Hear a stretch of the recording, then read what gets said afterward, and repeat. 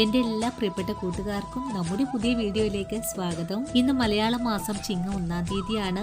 ഈ ഒരു സുദിനത്തില് നമുക്കെല്ലാവർക്കും നമ്മുടെ വീട്ടിലെ നിത്യമുള്ള കാര്യങ്ങൾ കൊണ്ട് വളരെ രുചികരമായിട്ടുള്ള നല്ലൊരു പായസം തയ്യാറാക്കാം. ഇന്ന് എന്റെ പ്രിയപ്പെട്ട കൂട്ടുകാർക്ക് വേണ്ടിയിട്ട് നമ്മുടെ വീട്ടിൽ നിത്യമുള്ള പച്ചരി വെച്ചിട്ടാണ് ഞാൻ ഈ ഒരു പായസം തയ്യാറാക്കി എടുക്കുന്നത്. വളരെ രുചികരമായിട്ടുള്ളതും എളുപ്പത്തിൽ തയ്യാറാക്കി എടുക്കാനും പറ്റുന്ന നല്ലൊരു പച്ചരി പായസമാണ്. ഈ ഒരു പായസത്തിന്റെ പ്രത്യേകത എന്താന്ന് വെച്ചാൽ നമ്മൾ ഇതിലേക്ക് ചേർക്കുന്ന തേങ്ങാപ്പാലിന്റെ അളവുകള് കുറച്ച് കൂടുതൽ എടുത്തു കഴിഞ്ഞാലാണ് ഈ ഒരു പായസത്തിന് നല്ലൊരു സ്വാദ് കൂടെ കിട്ടുന്നത്. അതുപോലെ തന്നെ പായസം തയ്യാറാക്കി മാറ്റി വെച്ച് കഴിഞ്ഞാൽ ഒന്ന് കട്ടിയായിട്ടൊക്കെ വന്ന് തുടങ്ങുന്ന ഈ ഒരു പായസത്തിന് അല്പം കുറച്ച് നീട്ടി വേണം ഇതുപോലെ ഒന്ന് ചെയ്തെടുക്കാനായിട്ടും.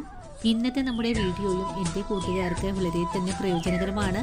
എല്ലാവരും വീഡിയോ കണ്ടിരുന്ന് ട്രൈ ചെയ്ത് നോക്കിയിട്ട് നിങ്ങൾക്ക് ഈ പായസം ഇഷ്ടപ്പെടുവാണെങ്കിൽ തീർച്ചയായിട്ടും നമ്മുടെ ചാനൽ ഒന്ന് ഫോളോ ചെയ്യാനും നിങ്ങൾക്ക് കിട്ടിയ അറിവിനെ മറ്റുള്ള കൂട്ടുകാരിലേക്ക് ഷെയർ ചെയ്ത് കൊടുക്കാനും മറക്കരുത്. ഇനിയിപ്പോൾ വീഡിയോ കണ്ടുകൊണ്ടിരിക്കുമ്പോൾ തന്നെ നിങ്ങൾക്ക് ഇഷ്ടപ്പെടുവാണെങ്കിൽ തീർച്ചയായിട്ടും നിങ്ങളുടെ വിലയേറിയ ലൈക്കുകൾ തരാനും മറക്കല്ലേ. അപ്പോൾ എങ്ങനെയാണ് വളരെ രുചികരമായിട്ടുള്ള വളരെ സിമ്പിളായിട്ട് തയ്യാറാക്കി കഴിക്കാൻ പറ്റിയ നല്ലൊരു പച്ചരി പായസം തയ്യാറാക്കി എടുക്കുന്നതെന്ന് നമുക്ക് വീഡിയോയിൽ കണ്ടു നോക്കാം.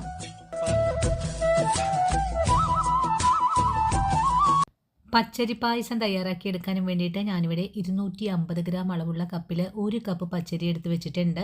ഇനി ഈ പച്ചരിയെ ഒരു ബൗളിലേക്ക് ഇട്ട് കൊടുത്ത് നല്ല പോലെ ഒന്ന് കഴുകിയും കൂടി എടുത്ത് വെച്ചിട്ടുണ്ട്. അതിനുശേഷം ഒരു അരമണിക്കൂർ നേരത്തേക്ക് നമുക്കിത് കുതിർന്ന് വരാനായിട്ടൊന്ന് മൂടി മാറ്റി വെച്ച് കൊടുക്കാം. പച്ചരി കുതിർന്ന് വരുന്ന സമയം കൊണ്ട് നമുക്ക് 1.5 നാളികേരം ഒന്ന് തിരുമിയെടുത്ത് വെക്കണം. 1/4 ലിറ്റർ 1-ാം പാലും 3/4 ലിറ്റർ 2-ാം പാലും 1 ലിറ്റർ 3-ാം പാലും എടുത്തു വെക്കണം. തേങ്ങാപ്പാലൊക്കെ ഒന്ന് പിഴിഞ്ഞു മാറ്റി വെച്ച സമയം കൊണ്ട് നമ്മുടെ പച്ചരി നല്ലവണ്ണം കുതിർന്നു വന്നിട്ടുണ്ട്. ഇനി നമുക്കുടൻ തന്നെ പായസം തയ്യാറാക്കാൻ തുടങ്ങാം. ഇതിനായിട്ട് ചൂടായ ഉരുളിയിലേക്ക് നമ്മൾ പിഴിഞ്ഞു മാറ്റി വെച്ചിട്ടുള്ള 3-ാം പാലാണ് ഒഴിച്ചു കൊടുക്കുന്നത്. 3-ാം പാല് 1 ലിറ്റർ അളവാണ്. പാല് മുഴുവനും ഉരുളിയിലേക്ക് ഒഴിച്ചു കഴിഞ്ഞാൽ നമ്മൾ കഴുകി വൃത്തിയാക്കി വെള്ളത്തിൽ കുതിർത്തി വെച്ചിരിക്കുന്ന പച്ചരിയെ ഒരു അരിപ്പയിലൂടെ ഊറ്റി വെള്ളമെല്ലാം കളഞ്ഞതിന് ശേഷം ഈ ഒരു പാലിലേക്ക് ചേർത്ത് കൊടുക്കണം. അതിനുശേഷം ഒരു തവി വെച്ചിട്ട് നല്ലവണ്ണം ഇളക്കി യോജിപ്പിച്ച് കൊടുക്കുക. പച്ചരി നമുക്ക് വേവിച്ചെടുക്കേണ്ടതാണ്. അതിനായിട്ട് കൂടുതൽ അളവിലാണ് നമുക്ക് തേങ്ങാപ്പാൽ ഒഴിച്ചു കൊടുക്കേണ്ടതും. ഇനി പച്ചരി നല്ല സോഫ്റ്റ് ആയിട്ട് വെന്ത് കിട്ടാനും വേണ്ടിയിട്ട് 1 സ്പൂൺ അളവിൽ നെയ്യ് കൂടെ ചേർത്ത് നല്ലതുപോലെ ഇളക്കി ഒന്ന് മിക്സ് ചെയ്തെടുക്കാം. നെയ്യ് അരിയിലേക്ക് ഇളക്കി യോജിപ്പിച്ച് കഴിഞ്ഞാൽ ഇത് നല്ലവണ്ണം തിളച്ചു വരാനായിട്ട് ഒന്ന് വെയിറ്റ് ചെയ്യണം. ഇന്ന് നമ്മൾ തയ്യാറാക്കുന്ന ഈ ഒരു പച്ചരി പായസം ഒരു 15 ഗ്ലാസ് അളവുണ്ടാകും. ഇനിയിപ്പോൾ നിങ്ങൾക്ക് കൂടുതൽ ക്വാണ്ടിറ്റിയാണ് ചെയ്യാൻ താല്പര്യമെങ്കിൽ നമ്മൾ എടുത്തിട്ടുള്ള കാര്യങ്ങളെല്ലാം കൂട്ടിയെടുത്താലും മതിയാകും. ഈ ഒരു സമയത്ത് നമ്മുടെ തേങ്ങാപ്പാൽ ഒഴിച്ച പച്ചരി നല്ലവണ്ണം തിളച്ചൊക്കെ തുടങ്ങിയിട്ടുണ്ട്. ഇനി നമുക്ക് ചെറിയ തീയിലേക്ക് ഫ്ലെയിം മാറ്റിയതിന് ശേഷം ഒന്ന് മൂടി വെച്ച് വേണം വേവിച്ചെടുക്കാനായിട്ട്. ഇടയ്ക്കിടയ്ക്ക് മൂടി തുറന്ന് അടി ചേർത്ത് നല്ലവണ്ണം ഇളക്കി കൊടുക്കണം. അല്ലെങ്കിൽ പച്ചരി ആയതുകൊണ്ടിട്ടും പച്ചരിക്ക് പശയുള്ളത് കൊണ്ടിട്ടും അടിയിൽ പെട്ടെന്ന് പിടിക്കാൻ സാധ്യത കൂടുതലാണ്. 5 മിനിറ്റ് കൊണ്ട് തന്നെ നമ്മുടെ 3-ാം പാൽ ഒഴിച്ചു കൊടുത്തിട്ടുള്ള പച്ചരി നല്ലതുപോലെ വെള്ളമെല്ലാം വറ്റി പാകമായിട്ട് വന്നിട്ടുണ്ട്. ഇതുവരെയും അടിയിലൊന്നും പിടിക്കാതെ തന്നെയാണ് നമുക്കിവിടെ വെന്ത് കിട്ടിയിട്ടുള്ളത്. ഈ ഒരു സമയത്ത് പച്ചരിയുടെ വേവൊന്ന് നോക്കാവുന്നതാണ്. ഇനിയും വേവാനായിട്ട് ആവശ്യമുണ്ടെങ്കിൽ കുറച്ച് ചൂടുവെള്ളം ഒഴിച്ചു കൊടുത്താലും മതിയാകും. നമ്മുടെ പച്ചരി കറക്റ്റ് വേവിലേക്ക് മാറി കിട്ടിയിട്ടുമുണ്ട്. ഇനി നമുക്കിതിലേക്ക് മധുരത്തിന് ആവശ്യമായ ശർക്കര പാനി ചേർക്കാം. ഞാനിവിടെ 600 ഗ്രാം അളവിലാണ് ശർക്കര എടുത്തിട്ടുള്ളത്. 600 ഗ്രാം ശർക്കരയിലേക്ക് 2 ഗ്ലാസ് വെള്ളം കൂടി ചേർത്ത് 1/2 ലിറ്റർ അളവാണ് ഇപ്പോൾ ഒഴിച്ചു കൊടുത്തിട്ടുള്ളത്. ഇനി നമ്മുടെ പച്ചരിയും ശർക്കര പാനിയും നല്ലതുപോലെ ഇളക്കി യോജിപ്പിച്ചു കഴിഞ്ഞാൽ ശർക്കര പാനി ചെറിയ തീയിൽ വെച്ച് കൊടുത്ത് തന്നെ വറ്റി കിട്ടണം. അതുവരെയും നമുക്കൊന്നുകൂടെ വെയിറ്റ് ചെയ്യാം. ശർക്കര പാനി ഒഴിച്ചു കൊടുക്കുന്ന സമയത്ത് പച്ചരി ചോറ് കട്ടകളെല്ലാം ഉടഞ്ഞ് നല്ലതുപോലെ പാകമായി ഇളക്കി കൊടുക്കണം. ഇപ്പോൾ നമ്മുടെ ശർക്കര പാനി നല്ലവണ്ണം ഇളക്കി യോജിപ്പിച്ചു കൊടുത്തിട്ടുണ്ട്. ഇനി ഇതൊന്ന് വറ്റി വരട്ടെ. അതുവരെയും നമുക്കൊന്നുകൂടെ വെയിറ്റ് ചെയ്യാം. ശർക്കര പാനി ഒഴിച്ചു കൊടുക്കുമ്പോഴും നമുക്ക് അടി ചേർത്ത് നല്ല പോലെ ഇളക്കി കൊടുക്കണം. അല്ലെങ്കിൽ നമ്മുടെ പായസം പെട്ടെന്ന് തന്നെ അടിയിലേക്ക് പിടിക്കും. ഈ ഒരു കാര്യമാണ് കേട്ടോ നമുക്ക് ശ്രദ്ധിക്കേണ്ടത്. ഈ ഒരു സമയത്ത് നമ്മുടെ പായസം നല്ല പോലെ വെട്ടിത്തിളച്ചുകൊണ്ടിരിക്കുവാണ്. നമുക്ക് ചെറിയ തീയിൽ വെച്ച് തന്നെയാണ് പായസത്തിന് വേവിച്ചെടുക്കേണ്ടത്.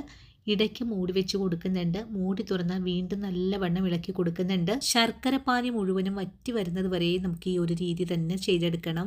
ഒരു 10 മിനിറ്റ് നേരം നല്ലതുപോലെ തിളച്ചൊന്ന് വറ്റി വന്നപ്പോൾ നമ്മുടെ പായസം ഒന്നുകൂടെ കട്ടിയായിട്ടൊക്കെ വന്നിട്ടുണ്ട്. ഈ ഒരു പാകമാകുന്ന സമയത്ത് നമുക്കിതിലേക്ക് 3/4 ലിറ്റർ അളവിൽ 2-ാം പാലാണ് ഒഴിച്ചു കൊടുക്കേണ്ടത്. ഗോതമ്പ് പായസവും പച്ചരി പായസവും ഒക്കെ തയ്യാറാക്കുന്ന സമയത്ത് കൂടുതൽ അളവിലാണ് നമുക്ക് തേങ്ങാപ്പാൽ ആവശ്യമായിട്ടുള്ളത്. അപ്പോഴാണ് നമ്മുടെ പായസത്തിന് നല്ല ടേസ്റ്റ് ഒക്കെ കിട്ടുന്നതും. നല്ല കട്ടിയായിട്ടുള്ള തേങ്ങാപ്പാൽ ഒഴിച്ച് പായസം തയ്യാറാക്കുമ്പോഴാണ് പായസത്തിന് അതീവ സ്വാദ് കൂടെ കിട്ടുന്നത്. ഇനിയിപ്പോൾ രണ്ടാം പാൽ കൂടി ചേർത്ത് വീണ്ടും നല്ല പോലെ ഒന്ന് ഇളക്കി കൊടുക്കുന്നുണ്ട്. ഇനിയിപ്പോൾ രണ്ടാം പാൽ ഒഴിച്ചു കൊടുത്ത പായസവും ഒന്ന് വറ്റി കുറുകി കിട്ടണം. അതുവരെയും നമുക്കൊന്നുകൂടെ വെയിറ്റ് ചെയ്യാം. രണ്ടാം പാൽ ചേർത്ത പായസവും നല്ലതുപോലെ ഒന്ന് തിളച്ചൊക്കെ തുടങ്ങിയിട്ടുണ്ട്. ഇനി ചെറിയ തീയിൽ വെച്ച് കൊടുത്ത് തന്നെ നമുക്ക് ഇളക്കി വേണം തിളപ്പിച്ചെടുക്കാനായിട്ട്. ഈ ഒരു പായസം നമുക്ക് തയ്യാറാക്കി എടുക്കാനായിട്ട് നിങ്ങളുടെ കൈവശം തേങ്ങാപ്പാലില്ലെങ്കിൽ പാക്കറ്റ് പാൽ കൊണ്ടും നമുക്കിതുപോലെ ചെയ്തെടുക്കാവുന്നതാണ്. ഇപ്പോൾ നല്ലവണ്ണം പായസം വറ്റി വന്നിട്ടുണ്ട്. ഇനി ഇതിലേക്ക് 1/4 ലിറ്റർ അളവിൽ ഒന്നാം പാലും കൂടി ചേർത്ത് കൊടുത്തിട്ട് ഫ്ലെയിം അങ്ങ് ഓഫ് ചെയ്ത് കൊടുക്കാം. ഇനി ഇതെല്ലാം കൂട്ടി യോജിപ്പിച്ച് ഒന്നുകൂടി ഇളക്കി കഴിഞ്ഞാൽ വളരെ ടേസ്റ്റി ആയിട്ടുള്ള പച്ചരി പായസം ഇവിടെ റെഡിയാണ്.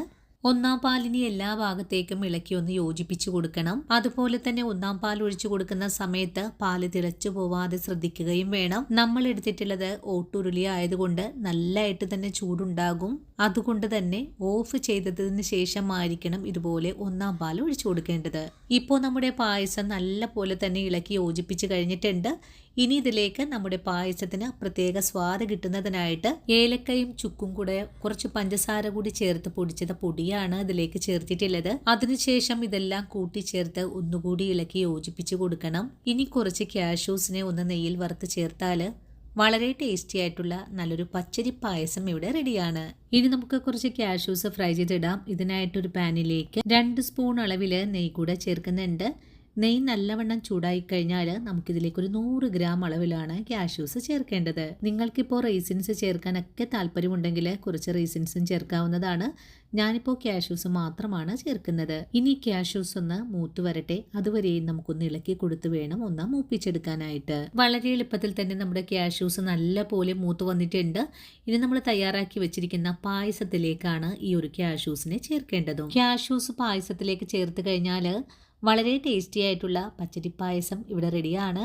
ഈ ഒരു വർഷത്തെ ഓണത്തിന് എല്ലാവരും ഈ ഒരു രീതിയിൽ തയ്യാറാക്കി നോക്കണം. നമ്മുടെ എല്ലാ വീടുകളിലും നിത്യമുള്ള ഒന്ന് തന്നെയാണ് പച്ചരി വെച്ചിട്ട് എല്ലാവർക്കും ഇഷ്ടപ്പെടുന്ന രീതിയിൽ നിങ്ങൾ തയ്യാറാക്കി കൊടുക്കണം. അപ്പോൾ ഇന്നത്തെ നമ്മുടെ വീഡിയോയും എൻ്റെ കൂട്ടുകാർക്ക് വളരെ തന്നെ ഇഷ്ടമായി എന്ന് തന്നെ വിശ്വസിക്കുവാണ്.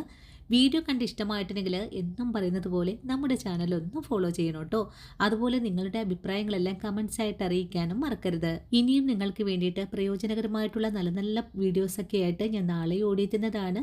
അതുവരെയും വീഡിയോ കണ്ട് സപ്പോർട്ട് ചെയ്ത എൻ്റെ എല്ലാ കൂട്ടുകാരോടും ഇനിയും കാണാനിരിക്കുന്ന എൻ്റെ പ്രിയ കൂട്ടുകാരോടും ഒത്തിരി നന്ദി സ്നേഹമൊക്കെ അറിയിച്ചുകൊണ്ട് നാളെ രാവിലെ ഓടിയെത്താം. അതുവരെയും ഒത്തിരി സ്നേഹത്തോടെ വീണ്ടും കാണാം.